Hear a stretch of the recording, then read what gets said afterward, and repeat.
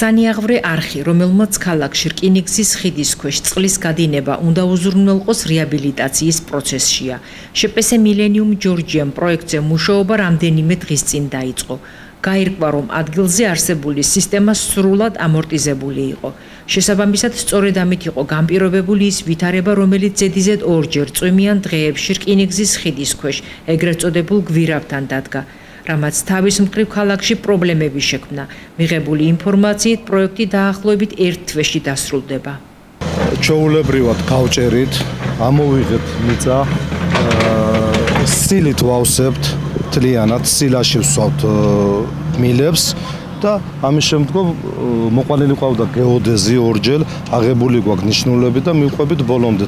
დაახლოებით არის 260 მეტრი.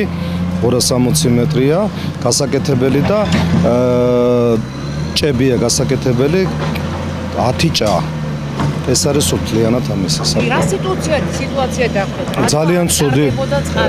ძალიან ცუდი, იმიტომ რომ აქ როგორც ჩანს 10 წლის უკან იყო დაახლოებით გაკეთებული ეს ძველი არხი, რომელიც იყო მთლიანად სავსე ნაგავით და დაზიანებული იყო ძველი მილები. და ამის აქედან გამომდინარე წყალი არ მიდიოდა მთლიანად. გაუვალე ეს დაზიანდა ეთყობა დროთა განმავლობაში, იმიტომ რომ აქ ნაყარი მიწაა, მოძრაობს რკინიგზა და ალბათ ვიბრაციიდან გამომდინარე ეს გახსნილები იყო მილები, დაშორებები იყო მილებთან. ეს შეძლებს რომ გაატაროთ. კი, საკმარისია. თან პარალელურად ვაკეთებთ მეორე არხის აღდგენას. რომ შეეძლოთ გამოწმენდა, დაზიანებულები ამოვიღეთ, რაც იყო დაზიანებულები და ვფიქრობ, რომ ქალაქისთვის იქნება ძალიან კარგი. წლების განმავლობაში წყალი დგება რკინიგზის ხიდის ქვეშ, რაც ხელს უშლის ავტომობილების გადაადგილებას, რისთვისაც მუნიციპალიტეტი ახორციელებდა ხოლმე დამატებით სამუშაოებს, რომ წყალი მოეშორებინა აღნიშნული გვირაბიდან, მაგრამ არ იძლევა რელიეფური მდგომარეობა მაგის საშუალებას და ამიტომ შეძენილი იქნა პროექტი, გამოცხადებული იყო ტენდერიც და დაწყებული აქ დღევანდელ დღეს უკვე სამუშაოები, სარეაბილიტაციო სამუშაოები. სამუშაოები მიმდინარეობს კარგი ტემპით, არის ხელისშემშლელი მიზეზებიც, რა თქმა უნდა, მაგრამ ყოველ შემთხვევისათვის ჩვენი ერთობლივი ხარში დგომით ვახორციელებთ აღნიშნულ პროექტს და ვუწყობთ ხელს და მიმდინარეობს რაღაც გარკვეულ ეტაპზე უკვე სამუშაოები შესრულებულია, ალბათ 1/3 სამუშაოების და ნახავთ კიდევ თუ როგორი გრუნტი იქნება, მასზე ბევრია დამოკიდებული გრუნტიდან გამომდინარე, რა სამუშაოებს გავაკეთებთ მომავალ კვირაში, უკვე ვანახებს შესაბამისად აღნიშნული მდგომარეობა.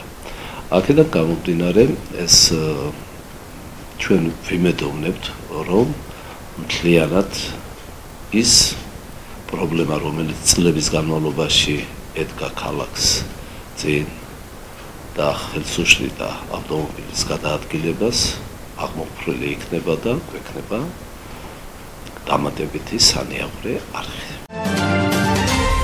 ხარეთმცოდნეობის მუზეუმის საგამოფენო სივრცე სიყვარულის ფერებით აავსეს სამხატვრო სტუდიის მოსწავლეებმა, რომლებიც სწავლის პროცესში რამდენიმე თვის წინ ჩაერთნენ.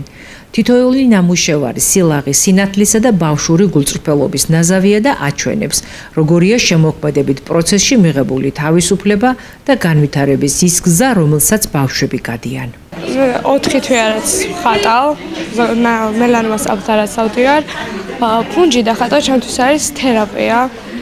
არის ისეთი აქტივობა, რომელიც მეხმარება, რომ განვითარდე და შევიყვარო ეს პროფესია ბოლომდე. ნახატები შემქმენი 1 საათი, 2 საათი, 3 საათი მუშაობ ხოლმე ნახატები. ნებისმიერ დროს არ შემიძლია რომ დავხატო. მაგრამ როდესაც მივდივარ ხოლმე მასწავლებლებთან, ყოველთვის მიჩნდება ხოლმე ხასიათი რომ დავხატო. ბუნება, პეიზაჟი და ზოგადად ის მიყვარს პორტრეტების ხატვა. მე მოვიტანე ჩემ ნახატებიდან ძირითადად მე მაქვს ჩემ ნახატებიდან დახატული პეიზაჟი, უფრო მეტად თოვლის აღწერა. მე მიყვარს ძალიან ხატვა და მინდა ასე გავაკეთო. საკუთარი შემოქმედებითი ემოციები და კრეატიულობა პედაგოგმა მელანო სარალიძემ სტუდიის მოსწავლეებისთვის ხელმისაწვდომი ამ ფორმით გახადა. რაც უკვე ფუნქციონირებს, გაწევრიანებული არის 4 წლიდან 6 წლამდე ბავშვები ამ ეტაპზე ვინც ყავს და მუშაობთ ფანქარში. გადავედით ტილოში და ტილოები მინდოდა რომ მეჩვენებია მაყურებლისთვის რომ ამ 4 თვის მანძილზე რა გააკეთეს. ფანქრიდან როდესაც ტილოზე გადავედით, ბავშვებმა უკვე ფანქარზე უარი მითხრეს, მოიწამნენ ფუნჯითო, ესე რო იტყვიან მხატვრები, ასე დაემართათ. ძალიან მოსწონთ ფერების შერევა, ახალი ტილოების შექმნა და ამის თითქმის 1-2 გაკვეთილში ვასრულებთ ტილოებს.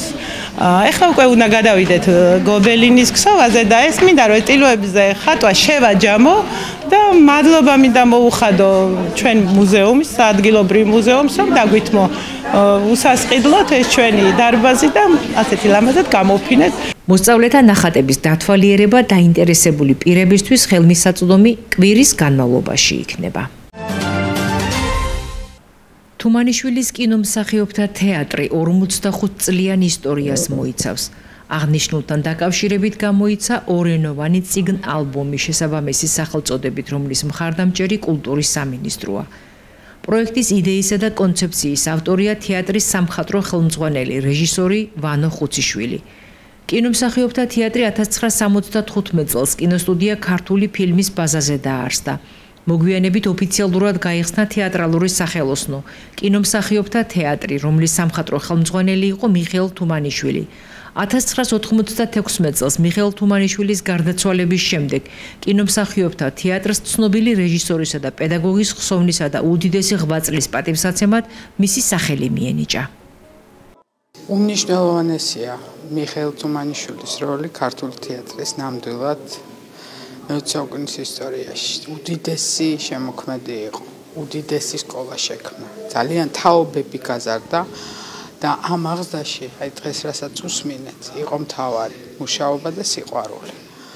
ეს თუ არ დაგვავიწყდება, რომ შევინარჩუნებთ ერთის მხრივ ქართულ კულტურას და მეორეს მხრივ მივეხმარებით განვითარებაში. 6 თებერვალს მიხეილ თუმანიშვილს შეუსრულდებოდა 104 წელი და ასევე მნიშვნელოვანია დღევანდელი დღე იქიდან გამომდინარე, რომ გამოიცა წიგნი ალბომი თუმანიშვილის თეატრი 45, რომელიც დააფინანსა და მხარდაჭერად შემოგთავაზა კულტურის სამინისტრომ, რისთვისაც ძალიან დიდ მადლობას ვუხდი მთელი თეატრი და შემოქმედებითი ჯგუფი და ვფიქრობ, რომ ეს არის პირველი პრეცედენტი ამ 47 წლიან ასე ვთქვათ ცხოვრებაში, თეატრის ცხოვრებაში, პირველად გამოიცა თეატრზე წიგნი, თუმანიშვილის თეატრზე და ეს წიგნი მოიცავს მთელ 45 წლიან ისტორიას.